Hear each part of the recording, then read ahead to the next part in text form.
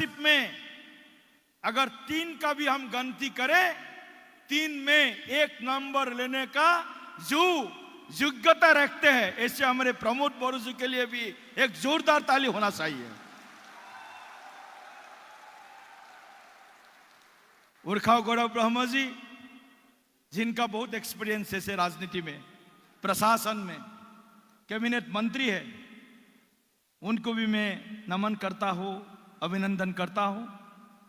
हमारे बीच में बोडो साहित्य सभा के सम्मानित अध्यक्ष,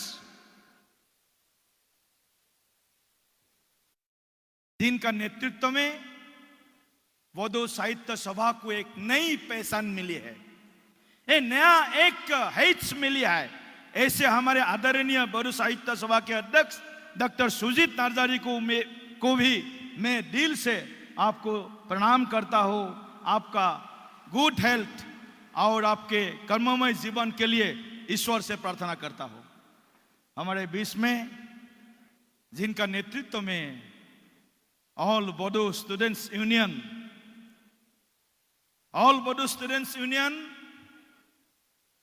में तो भावुक हो गया। काफी कार्यक्रम में मैं ऑल बोडो स्टूडेंट्स यूनियन में रहा। हर कार्यक्रम में समय पे कार्यक्रम शुरू होना और इतना डिसिप्लिन तरीके में कार्यक्रम करना, इतना पॉजिटिव वाइब्स में कार्यक्रम करना, किसी से सीखना है, हमको एफसू से सीखना है। और एफसू का मेरे अध्यक्ष दीपेन बोरो को भी मैं नमन करता हूं। वो भी मेरे भाई है। आगे के लिए मैं उनको, आगे के जो जीवन आएगा उसके लिए भी उनको पहले ही मैं अभिनंदन देता हूं। जो भी उनका आगे का उसका जर्नी होगा, उस जर्नी में दीपेन बोरो बहुत सफलता प्राप्त करेगी, ऐसा मेरा पर्सनल विश्वास है।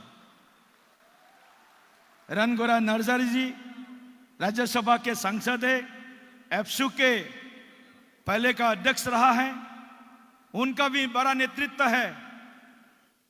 राज्यसभा में उनका बड़ा भाई है, उनको भी मैं नमन करता हूं, धन्यवाद देता हूं।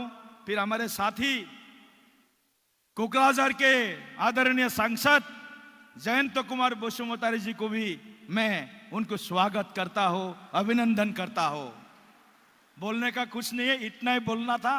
मैं आपके साथ में हूं। दरंग उदालगुड़ी के लोकसभा के सांसद के नाते मैं बोडो कम्युनिटी के डेवलपमेंट के लिए बोडो भाषा, बोडो साहित्य, बोडो संस्कृति, बोडो अर्थनीति, सभी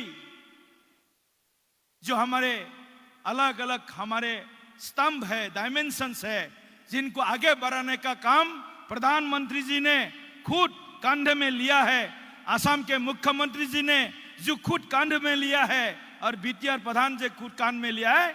इस टीम के मैं एक छोटा सा मेंबर हूं, छोटा सा एक मेंबर हूं। और मैं इस टीम को, इस हमारे जो संकल्प है, हमारे जो बोडोलैंड में पीस एंड प्रोग्रेस साइमल्टेनियसली हम आगे बढ़ाने का हमारा जो संकल्प है, इसके साथ हम खरा उतरेंगे और बोडोलैंड को भारत के और असम के एक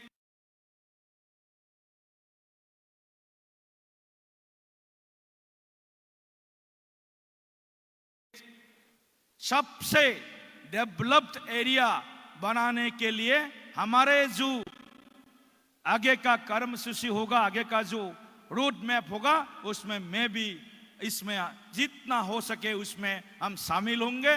बस इतना ही कह करके मैं सभी असम से आए हुए, हमारे नेबरिंग स्टेट से आए हुए, हमारे बीटीआर से विशेष करके आए हुए और अन्य देशों से आए हुए सभी प्रतिनिधियों को मैं फिर से एक बार देश के दिल्ली में मैं स्वागत करता हूं। और इस कार्यक्रम का जो आज सांस्कृतिक कार्यक्रम है, उस कार्यक्रम जब तक खत्म नहीं होता है तब तक आप लोग इसमें पूरा समय दे करके इस कार्यक्रम का आनंद उठाइए, मजा लीजिए, खुश होकर के घर में जाइए और बोलिए दुनिया को जो हमने भी बोडोलैंड फेस्टिवल करा, और बोडोलैंड फेस्टिवल में जो वाइब्स हमने क्रिएट किया, जो पॉजिटिव वाइब्स हमने क्रिएट किया, ऐसा और कोई संगठन नहीं कर सकता है। इसी उम्मीद के साथ मैं अपना वाणी को यह विराम देता हूं। फिर से एक बार जुएल ओराम जी को इस कार्यक्रम में अपना बहुमूल्य कीमती समय देने के लिए मैं उनको धन्यवाद देते हुए, उनका भी आशीर्वाद, क्योंकि भारत का कुल 9-10% जनजाति पॉपुलेशन है और आसाम में कुल 15% के आसपास जनजाति पॉपुलेशन है, और उस जनजातियों में से सबसे बड़ा अगर जनजाति कम्युनिटी है तो बोडो कम्युनिटी है।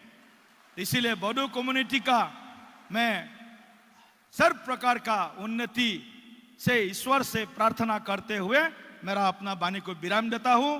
धन्यवाद। गोजन थे।